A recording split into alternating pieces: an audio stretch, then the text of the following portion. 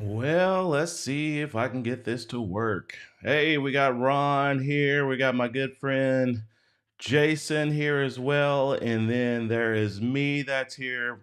My camera is doing some weird stuff today. So let's see if we can get it to show. There they are.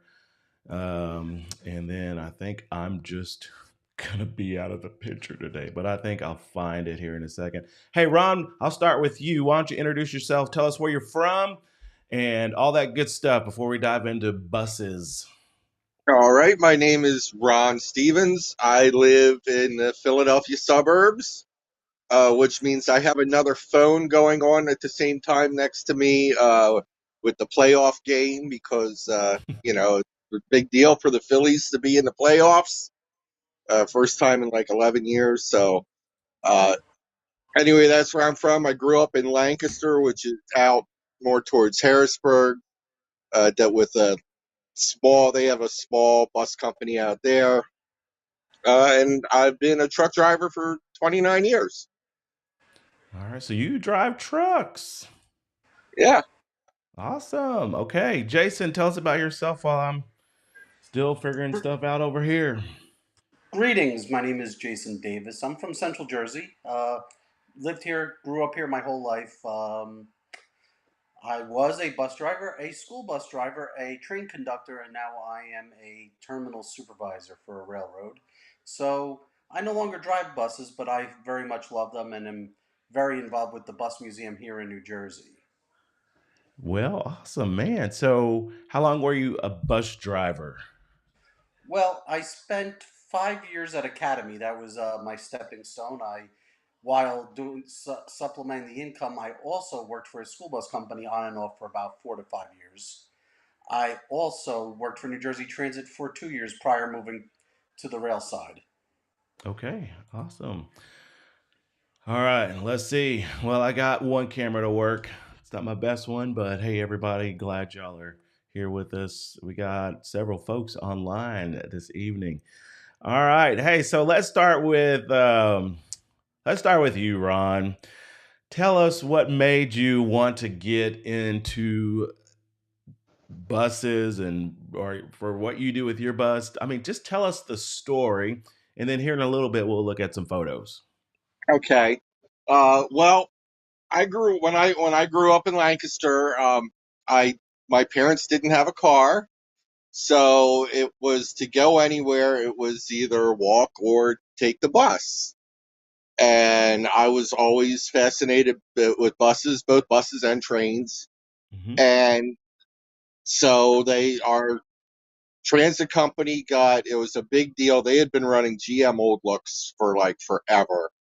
And in 75, they finally got 24 flexible new looks, which was a big deal. Wow. And then in 79, the end of 79, they got seven RTS units.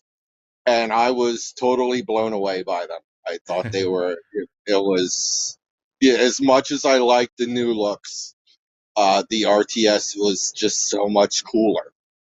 And, as a little kid, you get those little kid thoughts about, gee, it'd be neat to have one of these, but then life goes on. Right. I went to get my CDL. I actually was going to, with intentions to drive motor coach. But for the CDL, you have to take your test in a bus to get your passenger endorsement. Hmm. And back at that time, it was you had to know someone to get into the industry. And I didn't really know anyone, I was an outsider. So I was like, well, I'll go into trucking and then get my passenger endorsement, in the future. Well, freight generally pays better than transportation of people. So I never got my passenger endorsement till after I bought my bus. Oh wow. Okay.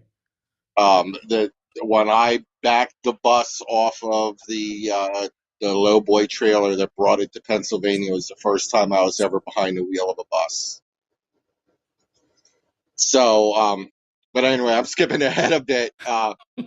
Yeah, I had looked into, I was like, oh, it'd be neat to buy a bus, and I started doing a little research, and that, yeah, people buy it and convert it because I was fascinated with conversions. Uh, so I ended up looking lowballing because I wanted an RTS. I wanted something in decent shape.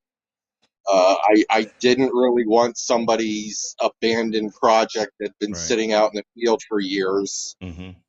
Uh, so I figure I lucked out, and the Texas A&M listing came up, and I put in a lowball bid and was like, if I get it, I get it, and Yeah. if I don't, it's no big deal. Uh, and then it turns out I won the bid. I won the bus. Um, Now all of this was without my wife's knowledge, Oh. which is interesting. Wow. Now Oh. we had been talking about we were going to do a family trip to Disney in February of 22, so this past February, and this was back in 2021. Uh, when I won the bus, it was February of 2021, and we had talked about a variety of ways uh, that how were we going to get to Florida? Whether we were going to take the train, if we're going to drive down, if we're going to fly, if we Hmm. drive, were we going to rent an RV? What were we going to do? So I came home after winning, and I went to her and I said, "Hey, hon, I know how we're going to go to Florida next year." Uh-oh. And she goes, "Okay." And I'm like, "Well, when you lowball a bid and you don't think you're going to win it and then you do anyway?" She goes, "Yeah." I'm like, "Well, this is how we're going to go to Florida." And I showed her the picture of the bus. And she's like, "What'd you do? Win a rental?" I said, "No, we own it." Oh. She's like, "What?" I'm like, "Yeah, we now own a bus." Did she say, "How are you going to pay So, for it? What are you going to?" so she was a little, it was a little shocking at first. She's like, "You bought what?" Yep. But then we came around and we had a lot of discussion about what we were going to do, what was going to be changed, what we wanted to put in, what we didn't want to put in, and the whole working together with how uh, the design was going to be. And and then I know I'm working on a time frame. I have less than a year to have this thing ready to go. So we really worked it out, and she's quite pleased with it. She enjoys it. She enjoys the bed in the back because she goes and sleeps while we drive. Mm-hmm. Uh, so it wasn't a shock and a, oh, I'm going to hate this thing and why did you do this, and we really there's really support. It truly is a family vehicle. And that's awesome. That is awesome. Well, we're going to hear a little bit more on your story as well. What you have done now. So that bus that you have, I'll just a side note there. I was been on that bus, and I was like, I really couldn't do another bus because I already had one of them. And yours is 207, right? Yes, I Yeah. have 207 now. When I bid on it, it originally had gone up in January for bid, and I missed that whole bid when Yeah. that lot was done. And then I guess for some reason or other, the sale fell through, and it was Mm-hmm. relisted in February along with two other buses. Uh, One, the listing clearly stated that it didn't have a working transmission. So I was like, well, I'm not going to bid on that one. And the other one was one of the 100 series buses. And I was drawn to the 200s over the 100s, mainly because the 100s had perimeter seating and the 200s had forward facing seating. Yep. And I was never a fan of perimeter seating.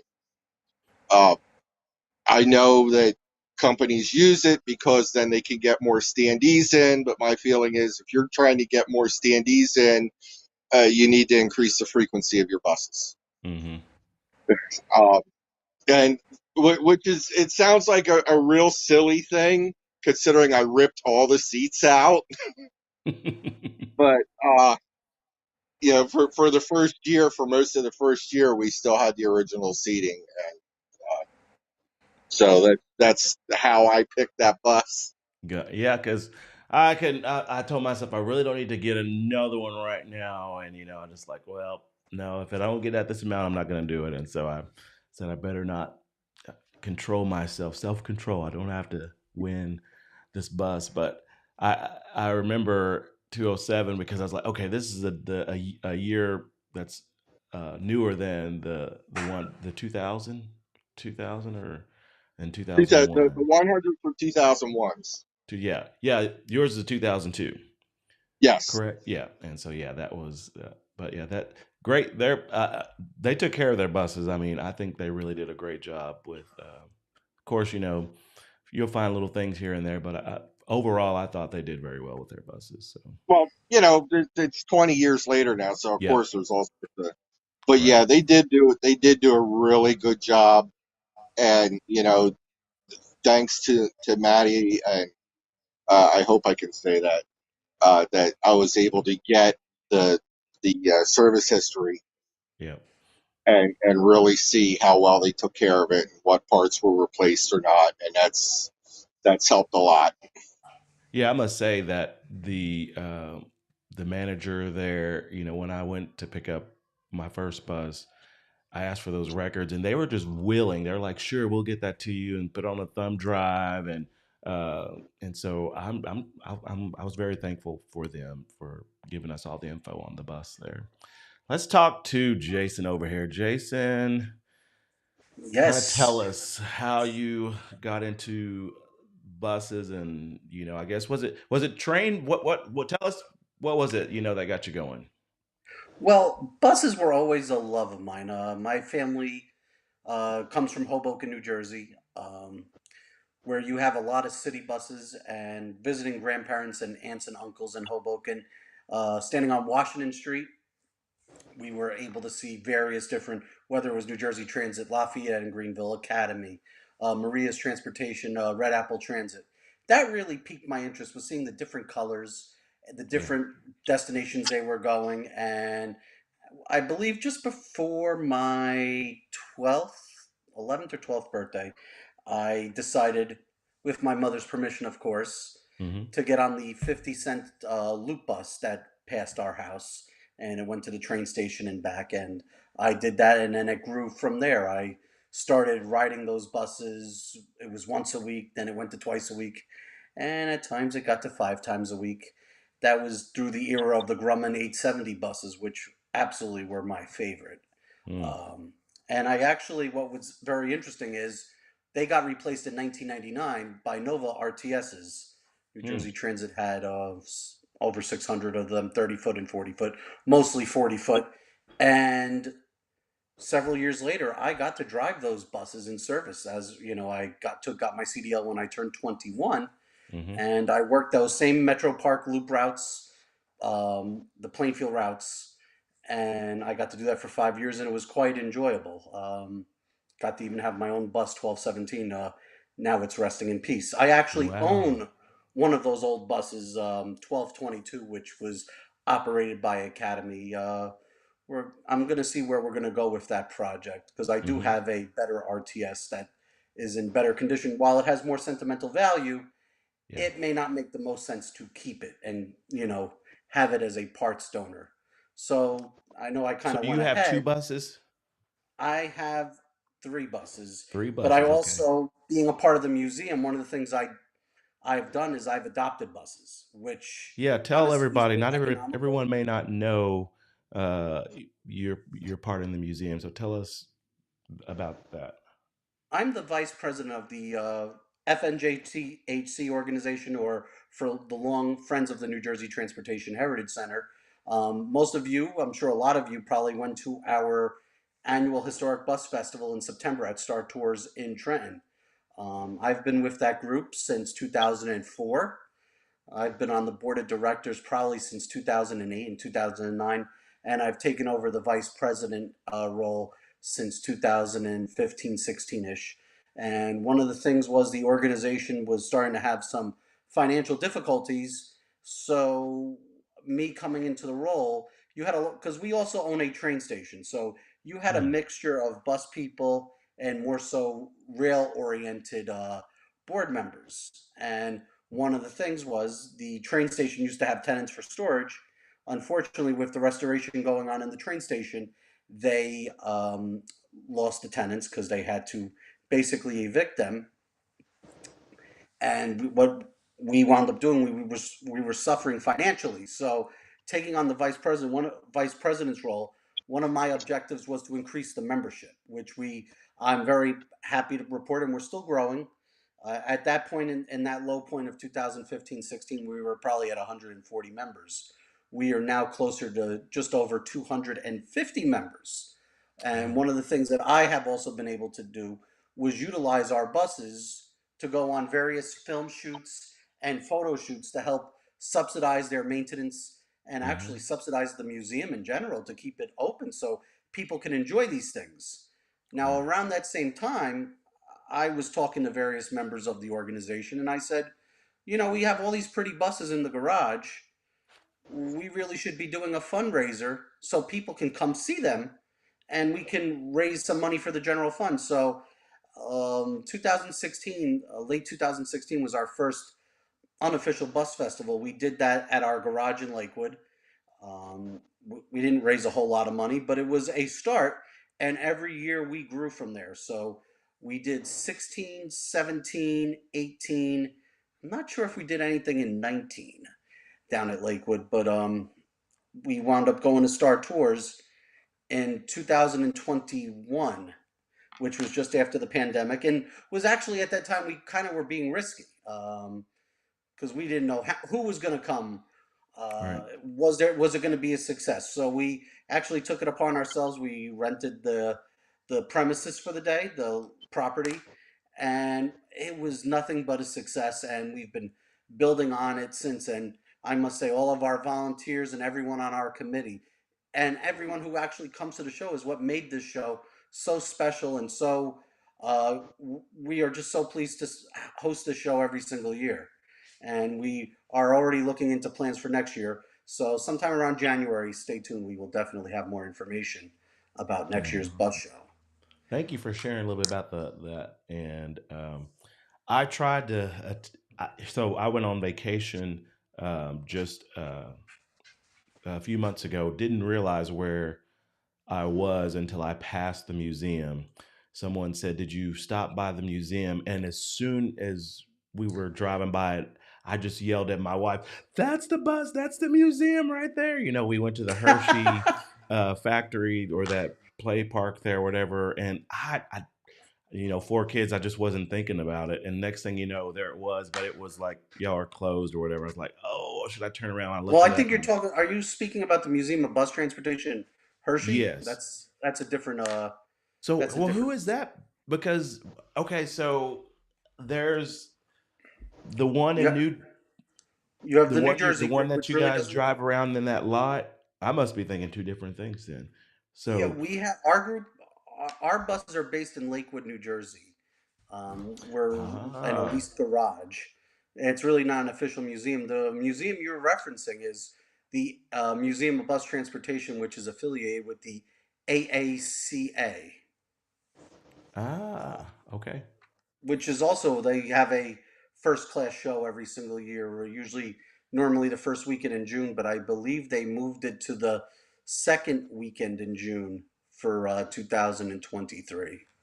Yeah, it's going to be the 9th and 10th of June this year or next year. Next year, are you going to take your bus? Yeah, I will take it because my bus didn't go this year to that show because it was still in the paint booth. Hmm. Uh, I was trying. It was supposed to be done. It kept getting delayed because there was just a lot of body issues that needed repaired. Uh, so I took it in 21 as in the Texas A&M paint, uh, but in the but I'll be going in 20 next year with the new paint job. Okay. Oh, yes, because that. Tell us a little. Okay, well, actually, let's do this. So, Ron, we'll go in. I'm going to go through your photos and you just talk through them as we go through there, and then we'll do Jason. Those of you that are streaming with us, if you have questions, there's a chat box that you could just enter your question, uh, and we will answer them accordingly. So let me get this set up here to where we can just get into photos. All right, let's see. Let me get this on preview. Give me just a second. Publish. Right. All right. Let's All right, so that is the tell us the first time I story. Yep. saw the bus in person. Uh, I had it trucked from Texas up to Pennsylvania. Um, and there's a couple reasons for that. One, I was really worried about if it would make the 1,500-mile trip or not. Because I'm buying a vehicle that I'm not even seeing in person, and I was really worried that if something were to happen, and that's it off the flatbed, uh, you know, would it cost me more to get it repaired at some shyster repair shop in the middle of nowhere than getting it trucked up? So I had it trucked up. Hey, There's hey, the Ron. Just out of curiosity, how much yeah, did that run? Was the fuel prices up like they are now when you had it trucked? no, no, fuel prices were still down. They were still reasonable last February, uh, but it was still a pretty penny. Yeah. Oh, I Um, can imagine. and part of that is the way freight moves. He's like, if you would have been going from Pennsylvania to Texas, it would have been dirt cheap. But coming east, it costs. And since I'm in the freight business, I understood, and I'm like, yeah, it is what it is. It is what it So is. Yeah. that's a picture there of the rear end housing and the drive shaft coming from the transmission to the rear. Because the first thing, even before the I laid eyes on the bus, I was making phone calls to get the rear gear changed so that the bus could go highway speeds. Mm. Um, as it was, it had a top speed of 60 mile an hour, and if I were to do 60 mile an hour on I-95 going down to Florida, I would get run over. Yeah. So I had to do something. So that was, and luckily I was able to find one, and they had to take the rear out of the bus, ship it to Wisconsin where it got rebuilt, the new gearing put in, and then shipped back and installed in the bus. Wow. Now, how Were you fast does it happy go with? today? Go ahead. Say that again, I Jason. can do 75. Nice. So, and that's at 2100 RPM. So that means I have a nice cruising speed of between 65 and 70. Hmm. Now, is it when you're making those drives? I guess. Do you wish you had Now cruise? that there, I'll pause there because that's Maddie's picture of the bus while Oh it was yeah. still in Yep. service. Yep. With all the the markings, everything on the side looks really good.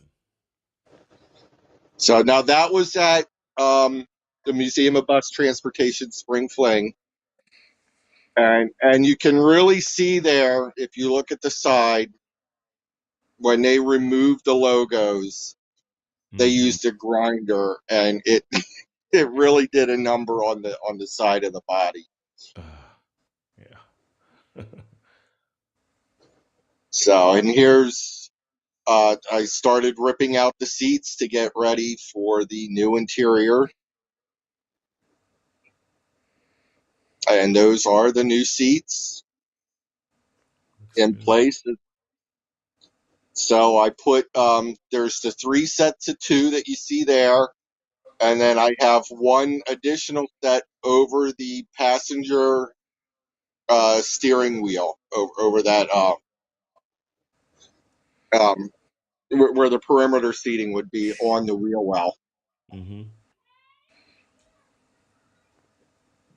Yeah, it looks good, man. You did all that carpet work yourself. Yeah, that's just that tile, that carpet tile. Okay. So I did it, and then over the winter, all the adhesive wasn't strong enough, so it all started to fall down. So I had to Ah. redo it this summer, and hopefully it stays up. Mm-hmm. Well, that looks good. Doing the carpet really made a big difference on how the interior looks. Hmm. What about the sound? I know if you're traveling a lot, I mean, are you hearing a lot of the windows and all that? Every bump you hit, is it? Can you hear everybody with conversations? And you're because we're in the process. We're thinking of we just bought an RTS, and the interior has already kind of been redone. Some of the seats are still there, but anyway, it on my trip back from Knoxville, I just thought, oh, how can I have conversation with anybody in the back? You know. Um, like if someone hollers for me, I can hear them. Uh, or if I yell something, they can hear me. But generally, if there's any kind of conversation, they'll come up to those seats there over the wheel well and talk to me there. There's, usually the only conversation's going to be is, can we stop to go potty? That that's the biggest conversation, or Yeah. I'm hungry, and Yeah. uh, so that I got to work out when we're going to stop next. Of course, sometimes they just pull the stop request button, the Yeah. cord as well. Tell us how long it took you to come up with building these beds, bunk beds. Well, I there was several issues with building the bunk beds, and I had an idea how to do it, but I also wanted to it, it, as you know, those back seats would flip up to get to the engine panel access, Mm-hmm. that you can access the side of the engine if you need to. And I didn't want to seal that off. I wanted that to be accessible if someone needed to. Mm-hmm. And I wasn't sure on how to do everything. So I ended up going to my bus mechanic. Uh, there's a shop nearby. They specialize in buses. And he has I can't remember what year. It's a GM old look. I want to say it's probably like 54, and his interior's all done and really nice. So I asked them, I said, hey, would you mind building my bunk beds for me? Because we were already into late November when I was at the point of having to build the bunk beds. Mm-hmm. And I'm like, I got to have this done in 2 months. I'm not going to have it done. Yeah, there's the bus at Disney World with the monorail going over it. Yeah. Uh, so he said, yeah, and I asked him how much, and I thought it'd be twice the amount that he quoted me. And I said, go ahead, knock yourself out. So, but that's the only work that I got subbed out as far as the interior. I did everything else myself, Wow. and told my son-in-law that he had to help with some of it too. So that was the last picture before it went into the paint booth, and you could see everywhere where there was logos, they had to do body filler on to help get everything smoothed out and repaired. And then they paint the stripe first, then they paint the body color and remove the masking on the stripe. It's a job well done. So, and that's a lot of labor. The cost for getting the paint job done is a lot of labor, Mm-hmm. but there was a lot of body work that they had to take care of, and they corrected. Uh, I think it was really worth it. And then I saved one of the Oh, that last picture. I saved one of the seats when I gutted the interior, and I made a bench out of it. ah, there you go. Man, that looks really awesome. So And I we'll also have. have ties with a local tourist railroad. I was a member of their organization for a number of years. I ran a snack bar. I served on the board. I got up to being a conductor. Um, and then it got to the point where it was time for me to move on for other things. And then 2 months later, I bought a bus. So, We'll have to have you back on and kind of you tell us about the destination signs, and that would be awesome. So, all right, I'm going to bring Jason in with his bus. Let me change up a couple of things here so we can see you, Jason. And let's see. I don't know if y'all can hear my kids, so sorry about that.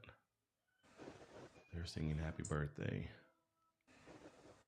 All right, where are you, Jason? Nope.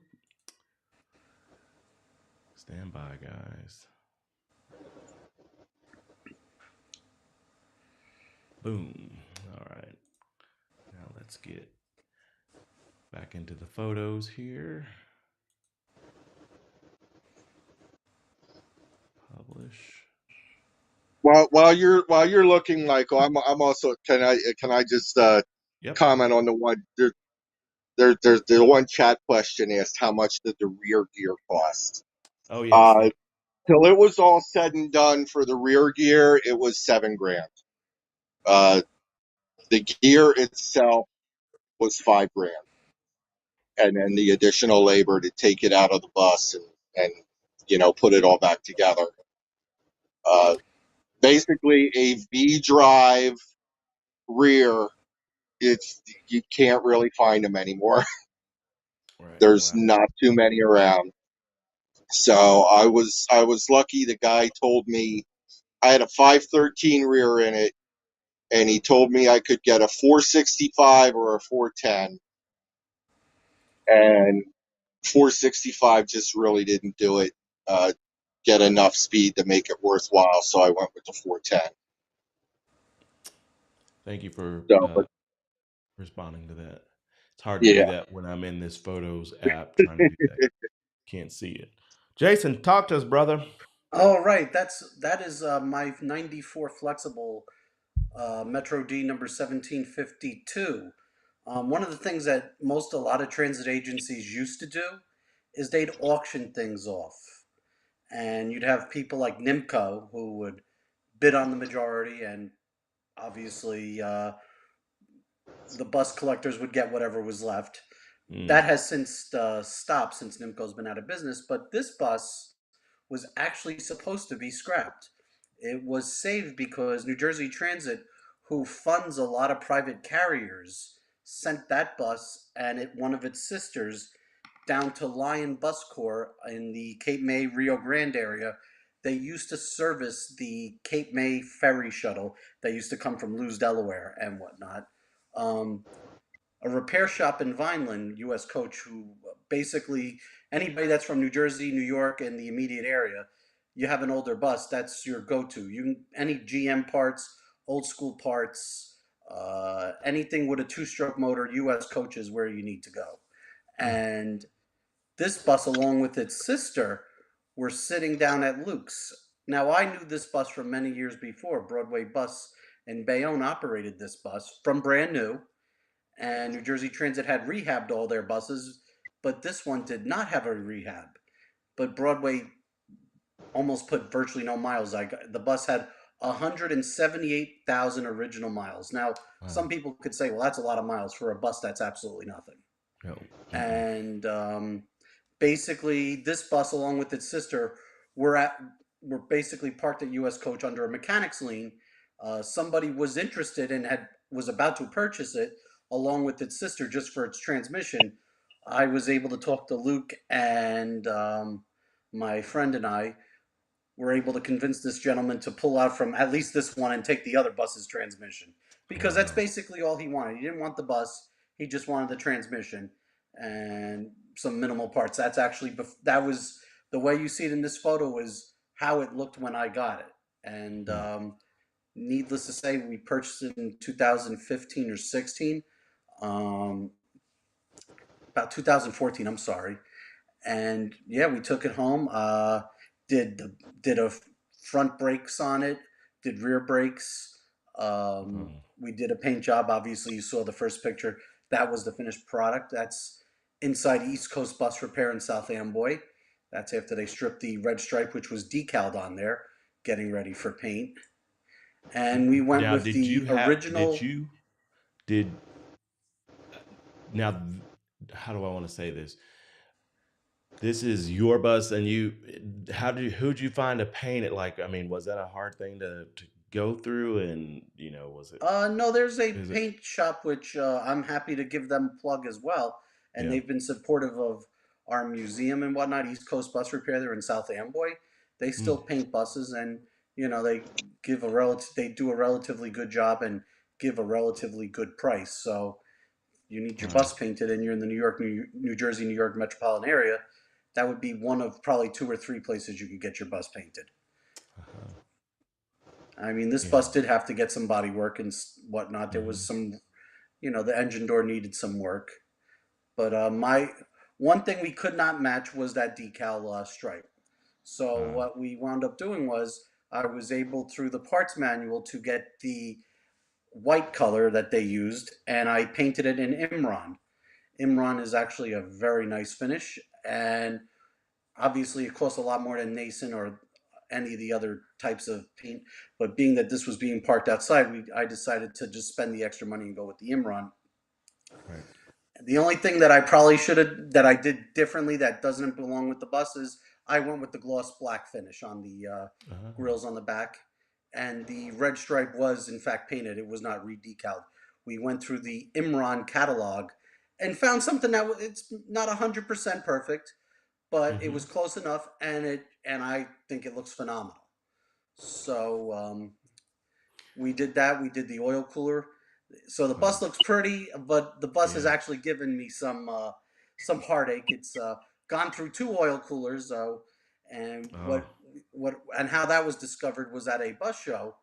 Well, I coming out the blow by drip tube, you see a lot of steam, and it wound up going both ways. Where I had water in the oil and oil in the water. I've since Oh. changed it, the oil cooler, yet again, and we're hoping and praying that that solved whatever issue, but it is still, dripping a little steam out of the blow by drip tube. That picture That's right there was when I put the brand new rims on the bus, and that was probably a couple months after the bus had gotten painted. So at this point, I'm trying to just make sure everything is good, and just got to get a couple electrical items done, and I would hope that it could eventually make it to the Spring Fling and Hershey possibly next year. That might be a goal. So be on the lookout. You might see 1752 there. wow. Yeah, the one thing, we're not made of money, so it takes time to do another project or to get things repaired. We're not the government to where we can just like, all right, go get those buses fixed and Oh things like no, that. I mean, for my advice to anybody that goes into wanting to own a bus, there is no return on investment. That's right. Yeah. You're going to spend the money, and sometimes it's going to be a little bit of money, and sometimes it's going to be a lot of money. And if you ever come to a point where you're going to sell it, you're probably not going to get it back. That's right. Yeah. Man, very okay. Madeline says, "How did you choose those colors? Maybe for both of you. I guess maybe is that for maybe you, Ron? I don't know. Both y'all answer this question here that she poses. Well, the white came out of the flexible parts manual. The black I chose glossy black only because the bus was being parked outside. I felt it would keep the finish a little bit nicer versus going with a matte black or a semi gloss. The red was just simply a product of going through the Imran colors that were being offered at the time and trying to match it closest to the decaled stripe that was previously on the bus. What about you, Ron? Um, well, one of the things when I had discussion with a gentleman that I know who's was a former DOT officer, one of the things that he told me was to not have my bus as a private vehicle look like a bus. He said, so as long as you have it looking like a bus, um, it could be some extra, hassles while traveling. So I had to think, all right, I want to pick a color, pick something I like, and I'm only painting it once, so whatever I pick's got to last. So I knew I wanted blue. I knew I wanted a single stripe with the pinstripes on either side. Uh, of course, when painting, the more colors you pick, the higher your price goes because of the additional masking that has to be done. So I just decided on those two colors. And when I chose the place to paint, to actually do the work, the shop foreman took me into his office and he had this, it was a nice size container of little pull out drawers. Mm, You pull out, and they're all labeled different colors. And in each pull out drawer was probably like a 3-inch binder ring, a 3-inch key ring with a whole bunch of paint chips on it, paint samples. And he's like, all right, pick what color you want. And so I knew I wanted a blue. I wanted a dark blue. I actually wanted something a little bit darker than what's on the bus, but I'm really happy with the color I have. My main concern was if I went too much into royal blue, it would look a lot like CAT Transit, which is Capital Area Transit in Harrisburg, which runs a blue and red color scheme. Ah, They run solid blue with red lettering. And so I was hoping to avoid looking. I wanted something unique. I didn't want it to really look like any other transit vehicle. right. And so that's how I picked the colors, just off of this little, 2 inch by 3 inch little paint sample. And then the silver, he's like, I got a silver. It's actually a GM color, the silver. Uh, they're both metallic. They both have flake in it. Uh, and I looked, I was like, all right, that's good. And then they showed it to me when it was on the bus. I'm like, yeah, that's fine. So that's how I picked the color. It was really just a random choice. Okay.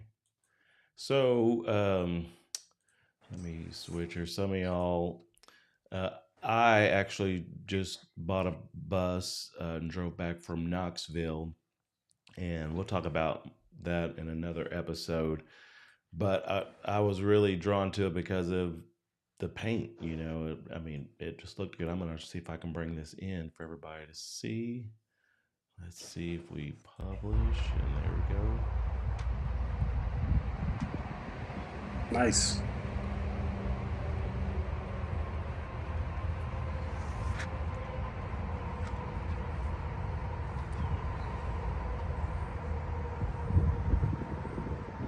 Gotta order another one of those lights for up front. They're like $200. I'm like, wow, my goodness. So I'm looking for the LEDs for the LED lights for the back, and I'm gonna go over here to the storage lot after this episode and see, push pause and Those pause. lights shouldn't be hard to get. Say that again. Those lights should not be hard to get. You're talking about the rear turn Yeah. signals? So um, I'm looking as soon as like I said, finish. I'm gonna go and hunt for those.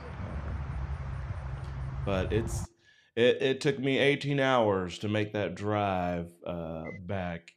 I've got to get the thermostat replaced. If I went 60, it went about 63, 64 miles per hour.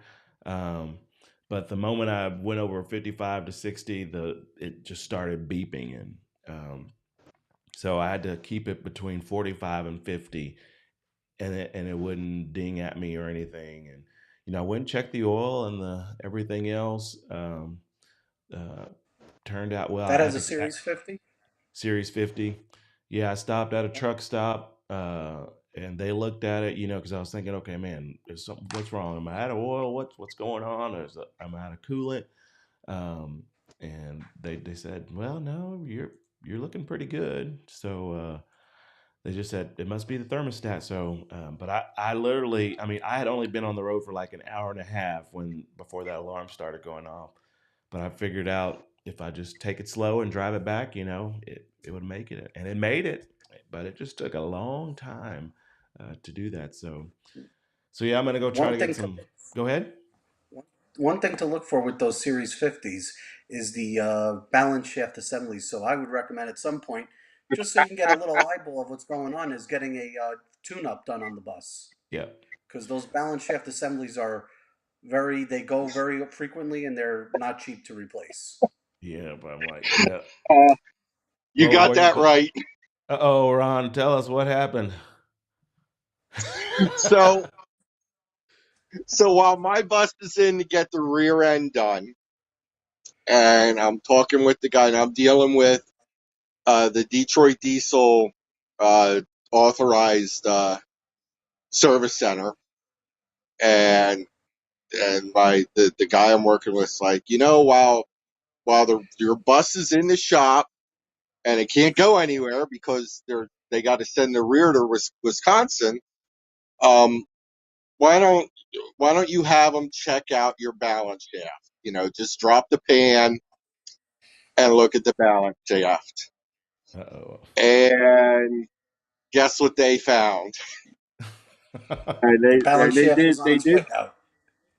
they it had wear, it had cracks, they sent me pictures, and so I was like, if I don't get it done, it's going to give out to me on the way to Florida. I just know it. Yeah. And so, and that's one of those where, yeah, the balance shaft, the parts don't exist anymore. They have to basically reman the older shafts, and they're $5,000 a piece. Ooh, Woo. Mm. So yeah, my $7,000 to do the rear quickly turned into $15,000 to get them Mm. both done. Oh wow. But you can find those actually on eBay and various other sources. so But I was they go on an average between 2,500 and 3 grand, maybe a little bit less. so it was I think it was like 42, 43 just for that part, and then of course all the additional labor. Um, but at least I have a sound. I know that my drivetrain's in great shape. Excellent. I Right. had the they the top end seems to be. There's been Texas A&M replaced two of the injectors. I have no starting issues. It fires right up. No smoke issues.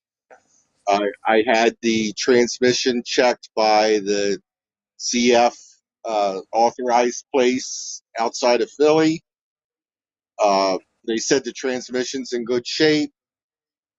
Still bought a spare at auction from Texas A&M when they were dumping them. So I have a spare transmission. So I figure I'm good either way. Either what's in the bus will now stay running because it knows I have a spare, or if it does go bad, I have a spare. Mm-hmm. So, but I know that, I at least have peace of mind that I have a sound drivetrain on this bus, so that it should be able to last me, well beyond what I'm going to use it for. And, it's just the other stuff I got to worry about now Right. because there's always something. There Nope, is it always. never ends with owning a bus. You could Right, spend all the money you want on it, and 6 months later, it's gonna have something. So you can have the most perfect bus in the world, but they're always gonna have an issue. Yeah. right. Yeah, that's right. There's always, and when you were saying about, you're not going to get the return, it's not an investment. You're absolutely right. It's, it's for your enjoyment for now, Yep. so that you're able to enjoy it. And Michael, you got all three cameras working now. Yeah. I finally got Nice. something to work right. There was an update on this program. It's called Ecamm Live, and so I had to do some trick. I've been working on it while we're talking, and now things are, but it's not there. So I'm gonna have to do some checking on this when I hang up with y'all too. So, um, hey, anybody else have any questions? We got a few online. Anthony Capel, appreciate you with your comments, and Antonio. Let us know where y'all are from, Anthony and Antonio. I know Madeline is here in the great state of Texas with me, just down the road.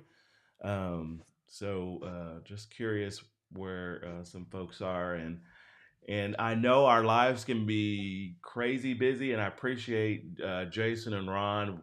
We have been trying to schedule this probably 3, 4 weeks, almost a month maybe, and things would Yeah. come up on work schedules. And I have a pretty easy schedule, and so I just have to be accommodating whenever y'all want to make this work, and it's easy for me.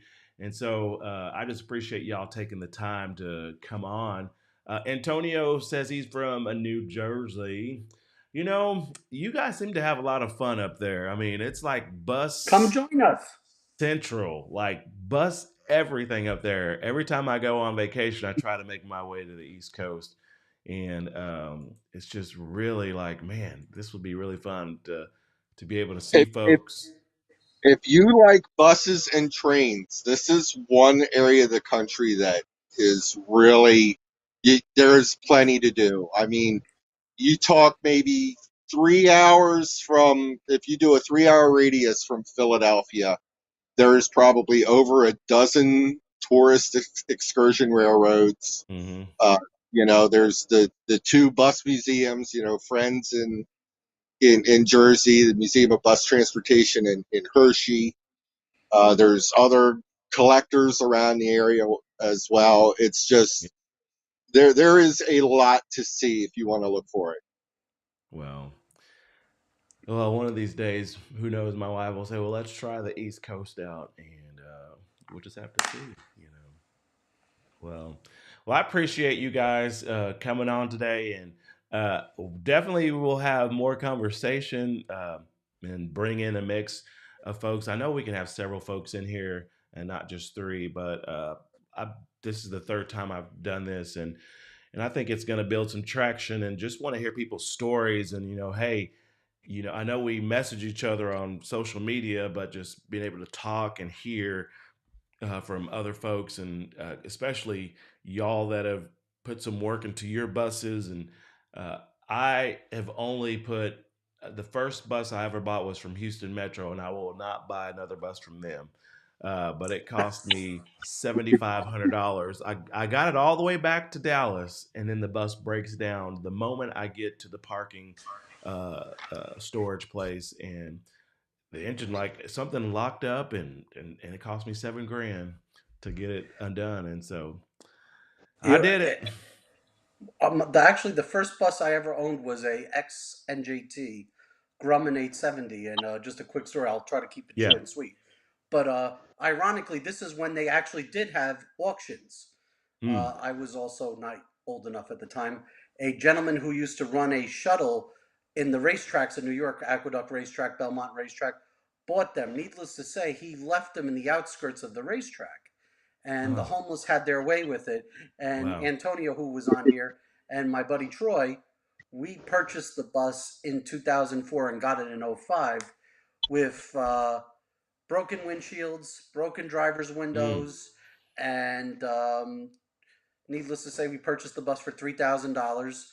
We went to Nimco, which is no longer in business, but anybody who's from the New York, New Jersey area, Nimco was the place to go as far as getting your bus parts, and they basically got everybody's buses from DC and north, Washington DC and north, Wow. and we rebuilt that bus with certain things. Obviously, the only sad thing that happened after about a year and some change of owning it, the head gasket let go, and not having the connections that I have today, not knowing the things I know today, it was kind of deemed that we just had to let the bus go, and it unfortunately wound Yeah. up getting scrapped. But we had a lot of fun. I mean, I literally was cleaning up the whole inside. I mean, homeless people literally lived in it. Shoes, Wow. boots, everything, newspapers. I mean, I was getting down and dirty back then, and it was probably one of the funnest buses we had.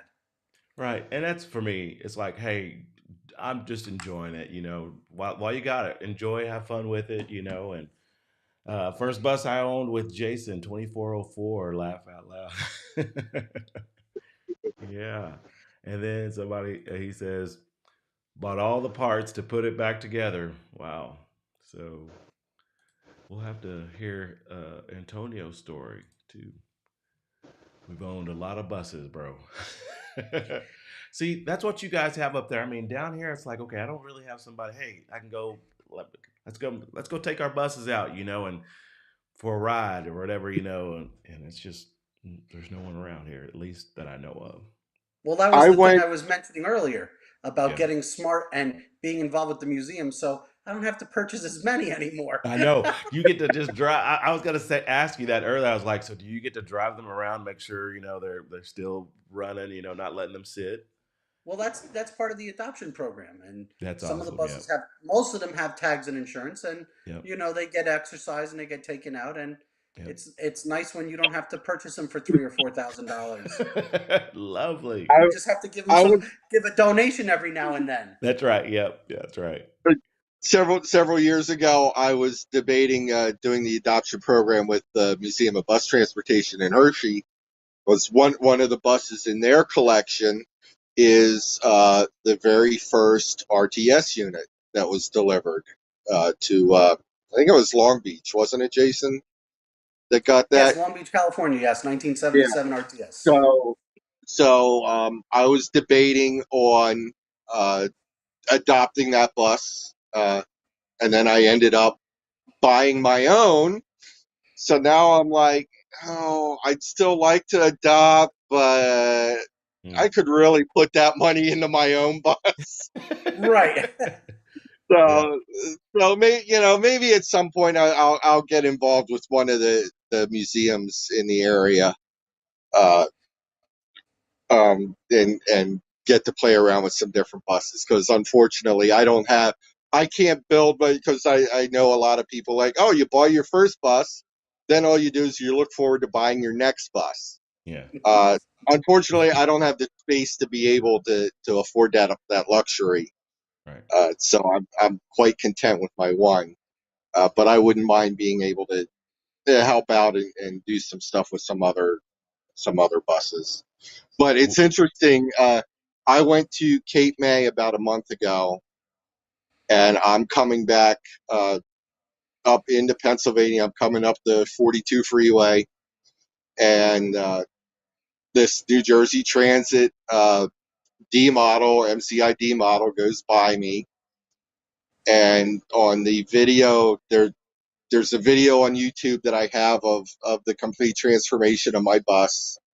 It I'm not good at making YouTube videos, so it is a boring 8.5 minutes long because I did the transitions between photos too long. Um, but it's up there and you can see it. And I before I got home, there was a comment on that video saying, "Hey, I saw you today." So That's it's cool. uh, it's a really neat part of the country to be a part of the bus community. Well, I'll have to get up there someday. And I usually when I we try to do vacations, we like to go to the East Coast, and so Hoboken was our honeymoon. We kind of started up there because we wanted to go to the bakery. Is he Oh, still Carlos. baking? Yeah, Carlos. Are they still there? Yeah, they're still there on Washington Street. They have a factory like 5 minutes away on the other side, right on the Hoboken Jersey City border. Okay. Because man, I was So I most was of the stuff I just had always gets been into that hauled show. right over there. Yeah. Well, awesome. And quite frankly, if you come back to the East Coast, I can find you better bakeries in Staten Oh, I Island. bet you can. Well, it's just neat making friends, and now just knowing where everyone is located. That's my goal is to just when we go on vacation, hey, let me go see so and so and his bus and things like that. So well, guys, I appreciate y'all coming on this afternoon. And my wife gave me an hour and then of quietness to be able to do this. So I just thank y'all for just being a part of this. And we'll do this again. And because I do want to hear more of this adoption thing, I've some things y'all mentioned I don't even know about. So you'll have to talk about that, maybe, Maybe Jason. we'll have to do a part two. Yep, I think there will have to be a part two, Definitely. especially about the thing y'all do annually. I thought about driving a bus up there, but I'm just like, man, that's just a long way. So, but at least get up there and to be a part of that community with y'all. And so, next year, I think I'm going to do it, and we can just have a live show and there, and do some cool things. So, just love to be a part of that. Absolutely. So, well, thank y'all. Have a Thank wonderful you. afternoon. Thank the Thanks rest for of y'all having for us. tuning in. And Yes. so we'll see you on the next one. Take it easy, guys. Yes, you too. Hey, Take care. Bye bye. good night.